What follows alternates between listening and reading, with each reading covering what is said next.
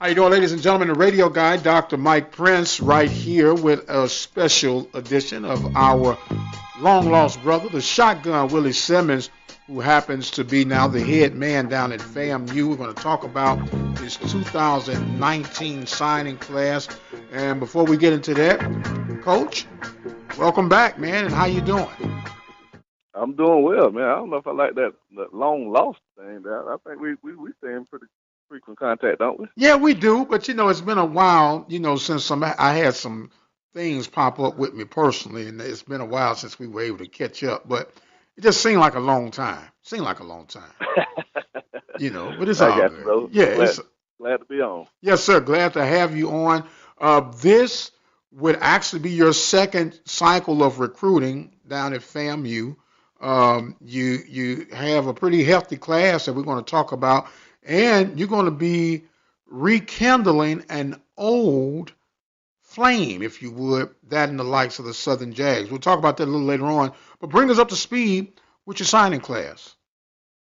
Well, we're very excited about the recruiting class that we were able to put together.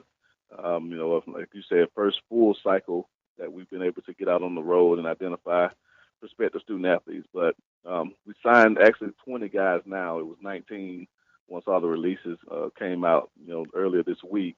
But we just got a NLI yesterday from a young man, a cornerback receiver from out of South Florida to add to the class. But very excited about the I guess the group of guys as far as all the positions that we were able to sign. We signed every position. We got the quarterback that we targeted. We signed 4 wide receivers, 2 tight ends, 3 offensive linemen. We're probably going to continue to look for another offensive lineman out there. 4 defensive linemen, all interior guys. May still have room for another defensive end. And then 2 linebackers who are 2 highest rated guys, both 3-star recruits. One was the number 8 overall player in the FCS according to Hero Sports in 247. And then 4 defensive backs. And so pretty solid class top to bottom. And I thought the coaches did a phenomenal job of really getting out, with our budgetary restraints that we had, from time to time to still be able to put together what many people have as a top 5 recruiting class in HBCU. Okay, so with all that being said, you have projected 8 interior linemen on either the offense or defensive side of the ball, 7, but then there's a 1 possible. So with that being said, you have, I'm going to say roughly, I'm trying to get my old PV math here working, about 35% of your recruiting class for those guys on the interior line. Well, definitely. Again, 2 reasons for that. One, and we've spoken about it before, I just think that philosophically, to really build your team the way that you would need to build it to be able to consistently compete with the likes of a North Carolina A&T, Alcorn State, those teams that have really, jumped to the head of the class in their respective conferences. I think you have to build it from the inside out with offensive and defensive linemen. And so that was a heavy point of emphasis for us. And then again, just in this conference, it's a lot more physical conference, a lot more run oriented, so to speak. Defensive linemen are a little bit more stout than maybe in the SWAC. And so we definitely wanted to be able to control both lines of scrimmage. And we feel like if we can do that, it gives us a better chance offensively and defensively to control the game. Okay, so it explains a little bit of the philosophy because the MEAC is really known as a physical conference compared to the likes of the Southwestern Athletic Conference. When you think of the SWAC, there are really 3 teams that stand out to me just off the top of my head as far as the approach of equipping a team for MEAC play, and that would be Grambling, Southern, and Alcorn. Is that safe to assume from your aspect of it? I agree. Alcorn probably being the most similar to a MEAC team. Grambling more so by schematic.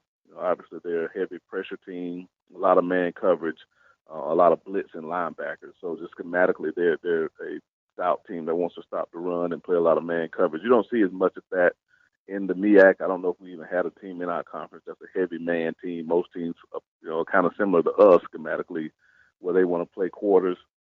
They want to kind of keep everything in front and really control the line of scrimmage. But Southern is a team that I think at times has shown the ability to be a physical team, but also at times have shown that they can be a spread team that really wants to get the ball on the perimeter and play in space.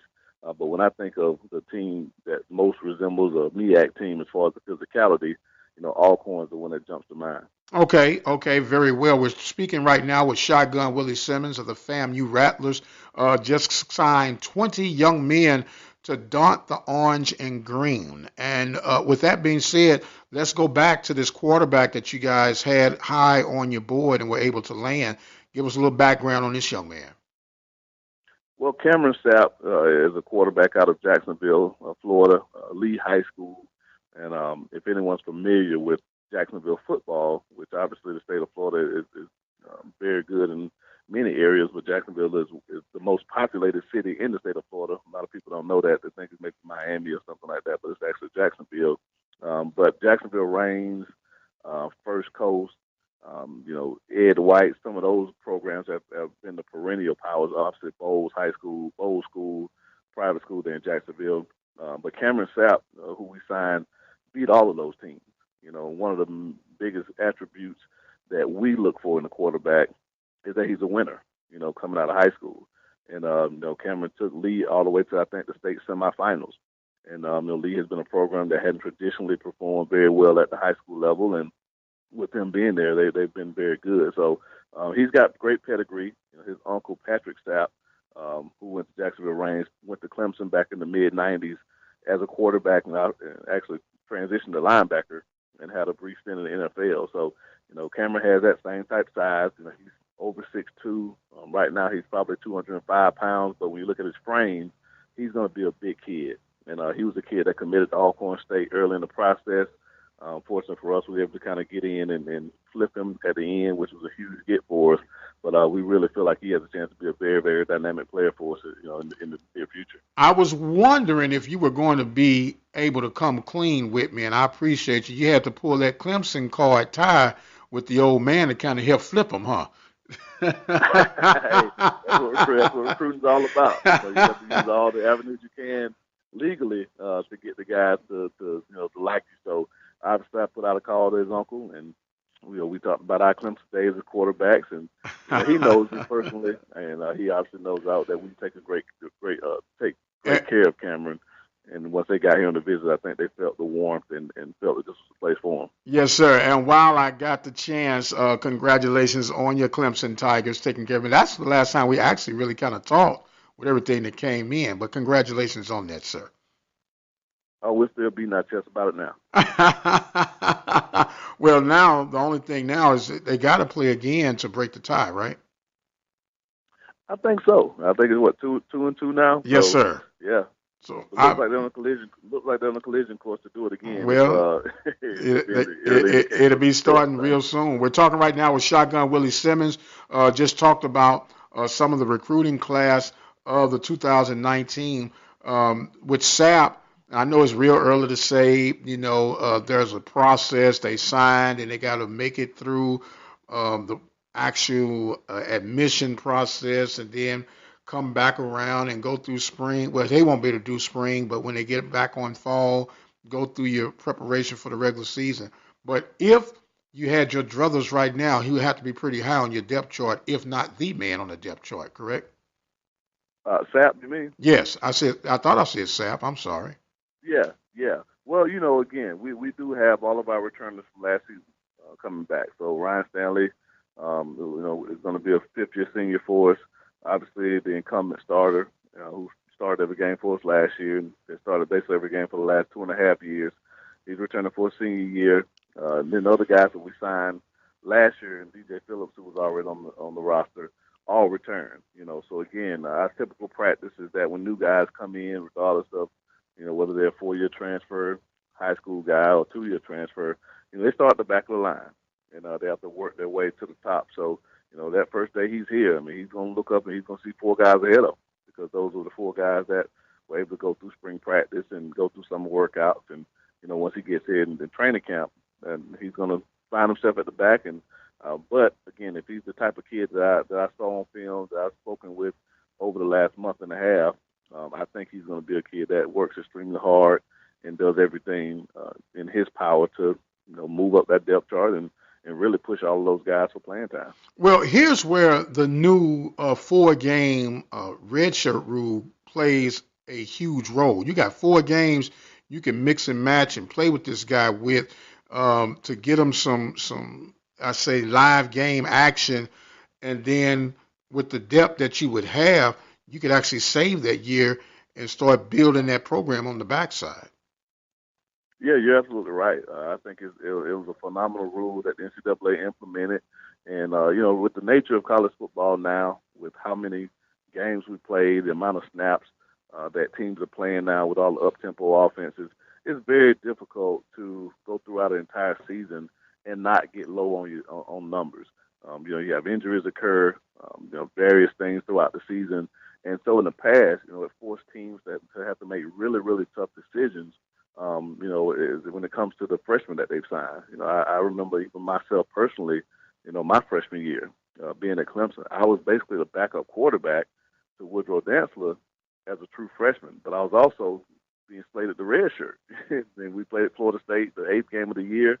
Woody went down with the ankle sprain, and they had a decision to make. Do they put me in for 1 or 2 plays until Woody gets healthy and put him back in, or do they burn a timeout to let Woody come back? And, obviously they burnt the timeout and it saved my year. But had I gone in for those 1-2 plays, I would have lost my redshirt year, and again, so I think it was an outdated rule. And so I do commend the NCAA. Not many times we say they got it right when it comes to the rules, but we definitely think they got it right with this one. Because one, it gives those guys a chance to kind of play a little bit without the risk of losing their year. But it also gives us a chance as a coaching staff later in the season to maybe play one of those guys if one of our starters gets hurt or key backup gets hurt, and your next best guy is your true freshman as opposed to maybe a walk-on who may not be as good. So I think it's a great rule, and it allows us to play basically all but one of our freshmen last year at some point. The quarterback was the only one who never got into a game, but I think every other freshman that we signed was able to at least play one game, some meaningful snaps, to get some college snaps under the belt. Talking again with Shotgun Willie Simmons of FAMU Rattlers, getting ready for this 2019 campaign. A lot of people might not be aware this is the year of 12 as far as FCS are concerned. Guys get to play 12 games on the schedule. And, Coach, we're going to break through your schedule right quick and a couple of games in particular. So I'm pretty sure you're excited and you can give us a rundown of who you got and when.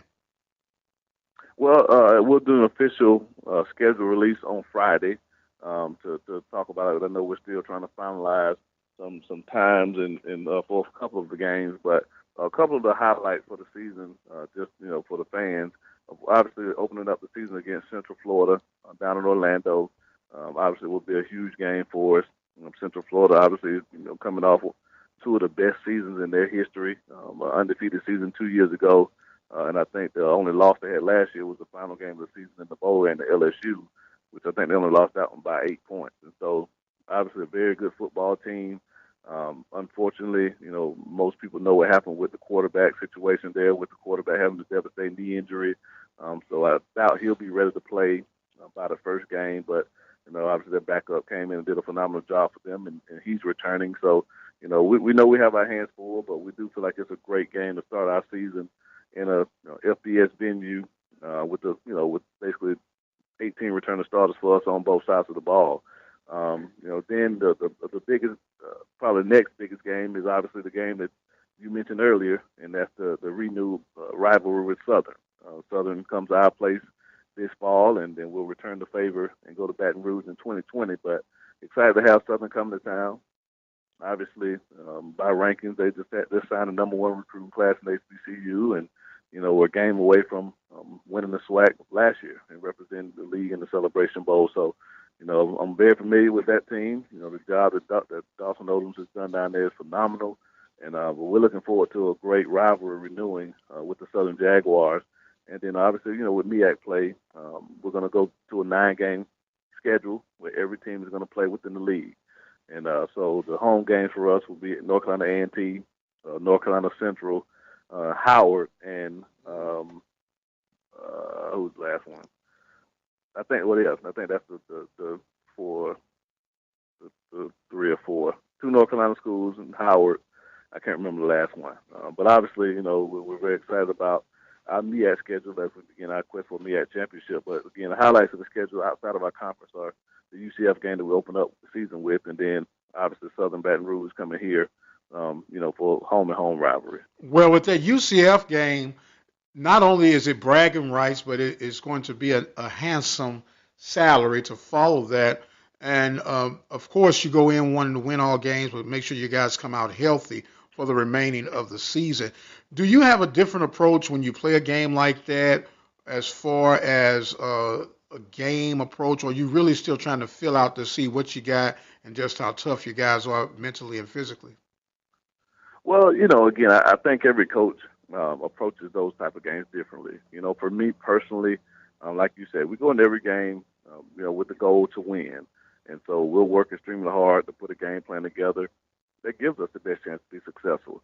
But also in the back of our minds, we do understand that this is a game that gives us a chance to get a lot of guys some quality minutes. Again, some of those freshmen that we sign, that we need to determine early if they're going to be players for us this coming fall. And so with the 4-game rule, just so people understand, it's not the first 4 games, it's any 4 games throughout the season. And so you typically want to try to do a lot of those in the non-conference games that don't have as much of a bearing on your success during the season. So I anticipate playing a lot of those freshmen, hopefully not at the expense of us, losing the game, but as long as it's a football game, we'll play to win it. For whatever reason, one way or another, if it gets lopsided, then you make those decisions to get those younger guys in to get them some quality reps. So, that's always the mindset that we take going into it. We're going to play it to win it. We obviously understand that we're going against a team that's lost 1 game in 2 years at the FBS level. So, we know that we're going to have to play extremely well, and they're probably going to have to make some mistakes, for us to even have a chance to be in the game. But as long as we're in it, we're going to play to win it. And but I also want to get these young guys an opportunity to play on a huge stage, in Orlando on the road, in front of 45,000 people. Absolutely. And once again, that just expounds on the power of that 4-game redshirt rule because, as you explained, it's not the first 4 games. It's a mix and match throughout the entire season. And I think if done right, it could really create and close some gaps, I should have said, between the haves and the have-nots if done properly. So we're talking again with Shotgun Willie Simmons, and we got to talk about this Southern Renewal rival game. 2 historic programs that draw well, they travel well, and it's from my understanding, a 2-year agreement, a home and home, and the rest can kind of take on from there. So explain how you guys got a chance to come back to the table and get this thing rekindled. Well, obviously, once I took the job here, I sat down with my athletic director, Dr. John Eason, who's a former football coach, and we talked about how we want to schedule moving forward, our vision for this program. So obviously, we want to do guaranteed games because it helps us fund our programs. Being able to get the big paydays from the FBS schools, but we don't want to play a lot of those. In one given year. The days of playing 2, 3, FBS teams to start the season. I think that really just sets your team up for failure. One of my coaches on the staff, James Spady, obviously was the head coach of Alabama A&M. His last season, he played 2 SEC teams and the Conference USA team to start the season. So obviously, you come out of that, you may have $1 million payday, but you're 0-3, your team's beat up. Obviously, this was before the 4-game rule, so you can't play those freshmen that you want to redshirt, so you're playing your starters and your backups, key backups in those games just to try to make it through the game, and you're beat up by the time you start conference play. So we said we didn't want to do that. So we'll play 1 a year, and then with the other 2 games out of conference, 3 this year because of the 12-game schedule, we'd like to look and play comparable FCS games, attractive games that, one, our fans want to see. One of the things that we kept hearing when I took the job was that they wanted to play Southern. They want to play Tennessee State. They want to play Jackson State. They want to play Grambling. Because they remember those rivalries from back in the '80s when 80s and '90s when there were sellout crowds. A lot of them were classic games at obviously neutral sites, but the history that was built in those games, we want to relive that.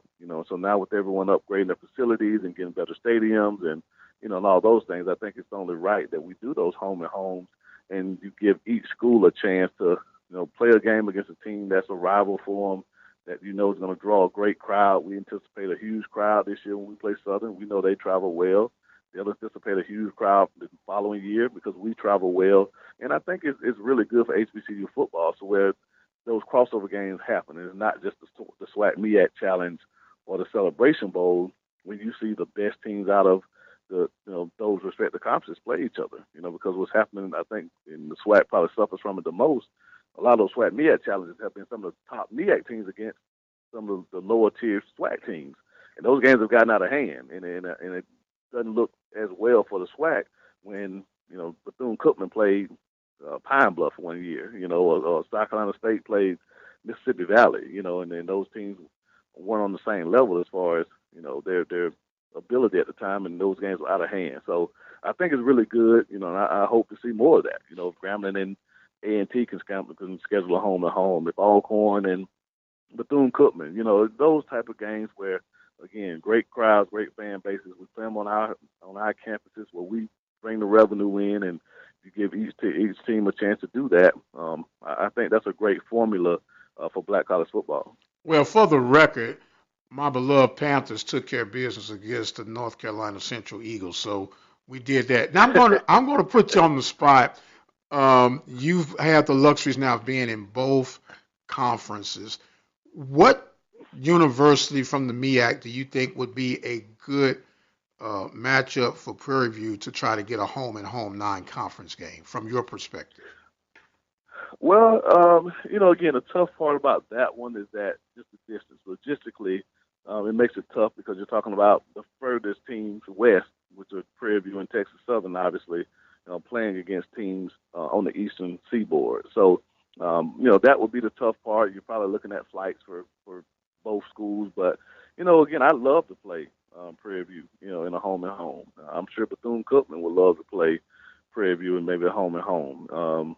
A&T. Again, I just think the teams that have, really kind of gotten themselves to a place where they're performing consistently at a high level, I think it's good for, again, our fan base. I think it's good for our respective conferences.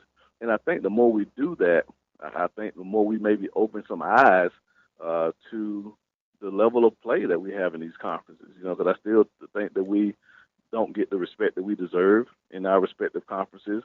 And so if you have the top teams playing against each other, and it's the same formula that the Power 5 schools are using. That's why if you look up and Alabama opens the season against Virginia Tech, or Florida State opens the season against, Oklahoma or whatever, because, again, you're getting the top teams out of their conferences playing games, a lot of times in neutral sites, but, again, getting all the eyes of college football on those programs.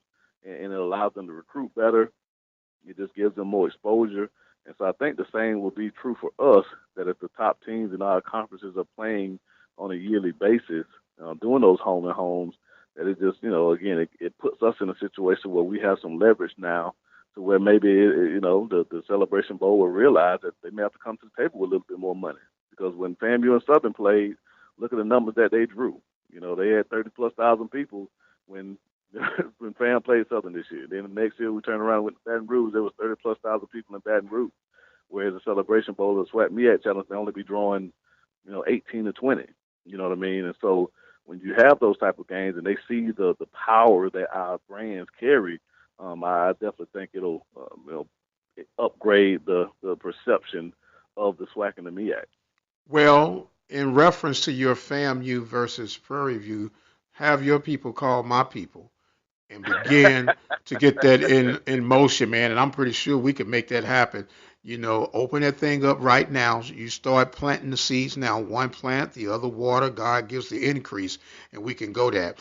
Referring quickly back to the Southern matchup, Are you guys working on a potential, at least regional television deal for that particular game, or an in-house streaming package to help even broaden that reach for your potential fan base? Well, for us, we live stream all of our games, and that's something that the MEAC went to this season, where each school puts on their own live broadcasting. And I do tip my hat and commend our communications department here. I mean, it's unbelievable. So if you go to ESPN 360, you can basically see replays of all of our games, and I mean, it's color commentary. I mean, it's live, the whole nine, multiple camera angles, and so it was really good for us to be able to put all of our games on online. And so I do think that we'll continue to do that.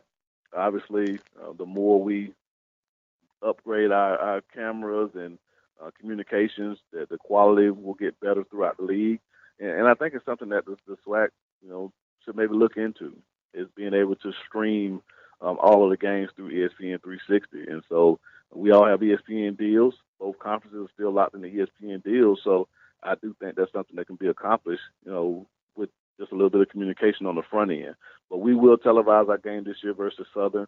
I'm not sure if they'll be able to do the same when we return there in 2020, but it will be a national televised game because everyone can view it through our ESPN 360 app.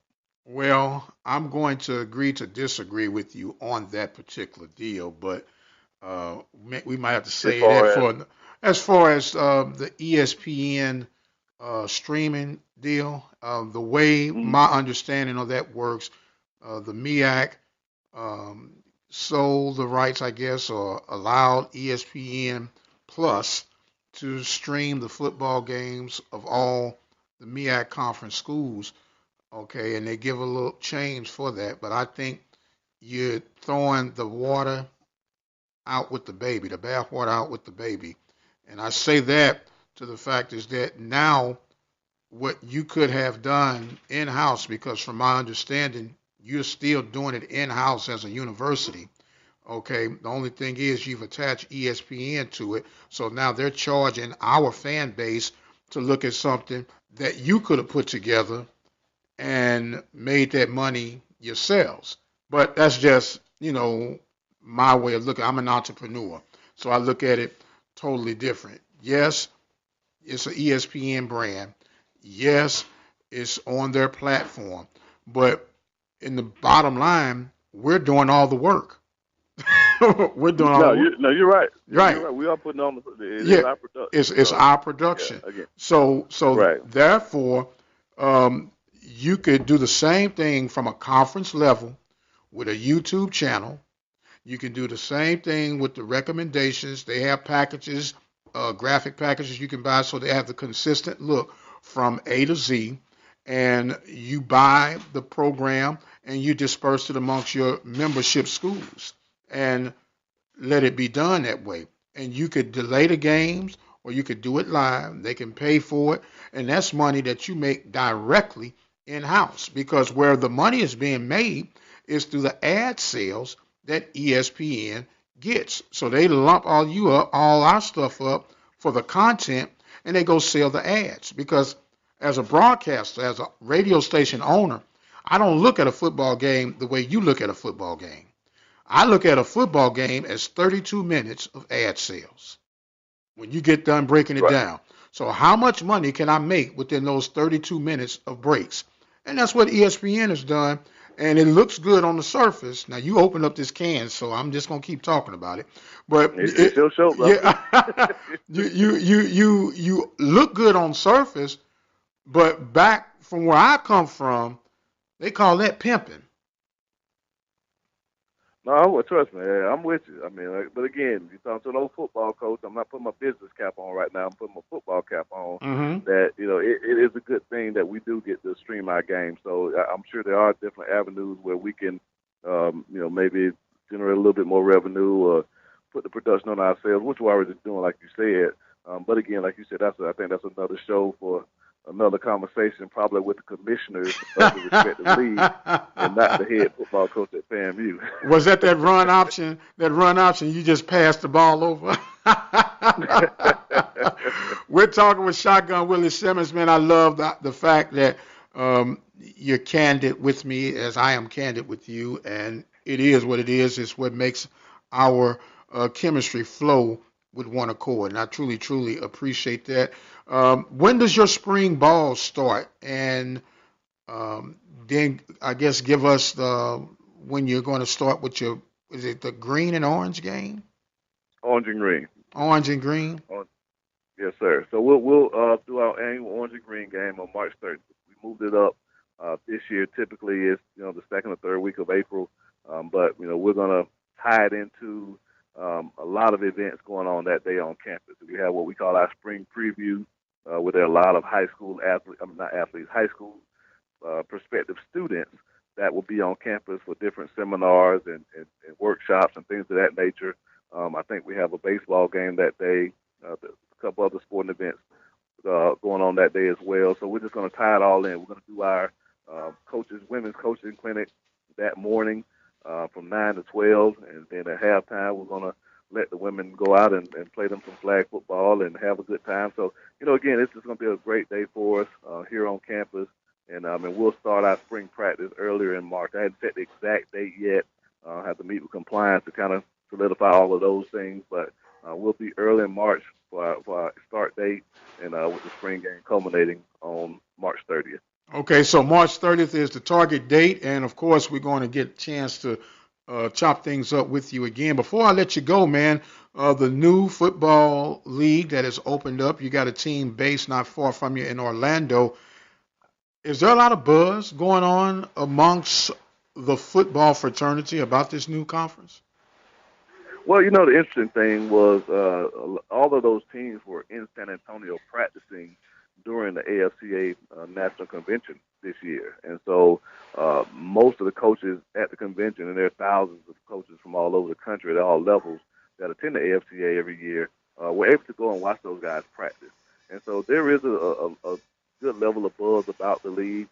There's another league starting, I think, pretty soon as well.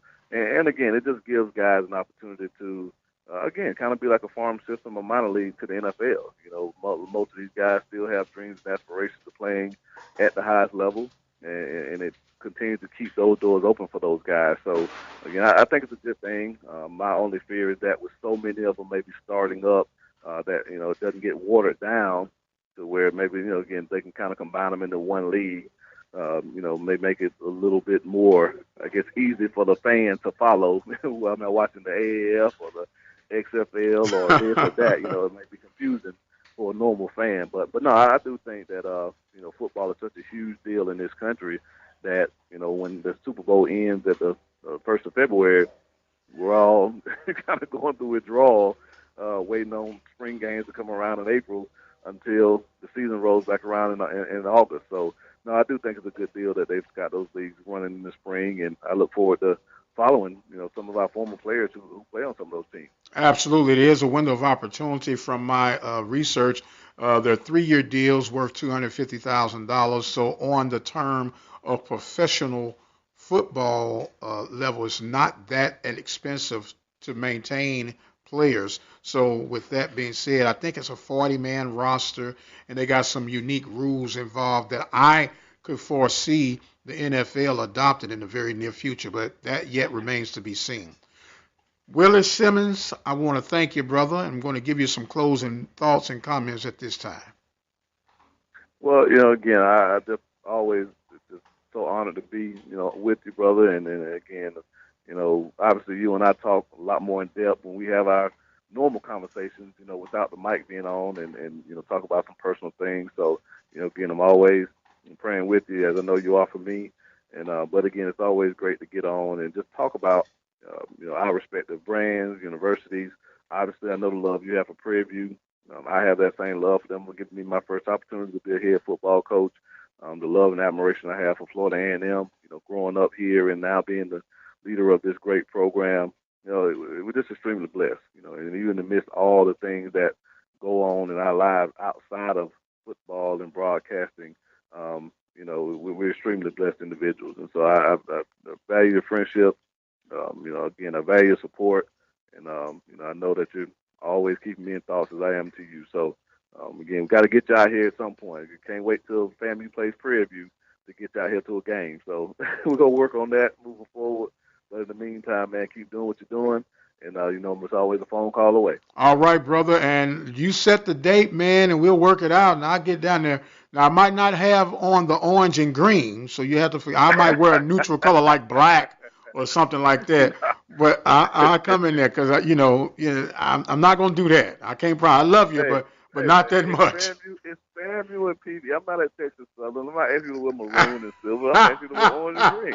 We're not rivals yet. We haven't finished the game yet, so. Hey, you can come out here and wear some orange and green, but you'll look good at it. I would say this. I won't fill it out. I'll let you use your imagination. It say chew tobacco, chew tobacco, chew tobacco, spit. If you're not from PV, you ain't, and you'll feel it. Man, I appreciate you very much, man. Love you. Say hello to your beautiful family for me. He is Shotgun Willie Simmons, FAMU's leader of the pack for the football program, Rattler Nation. I am the radio guy, Dr. Mike Prince. Of course, the media social handles are for Instagram, Facebook, and Twitter at The Mike Prince Show. The YouTube channel is Open Mic Broadcast Network, the website, obnradio.com. And don't forget the 24-hour dial-in message line, 713-570-6736. And until the next time, you guys be blessed. We'll see you on the other side.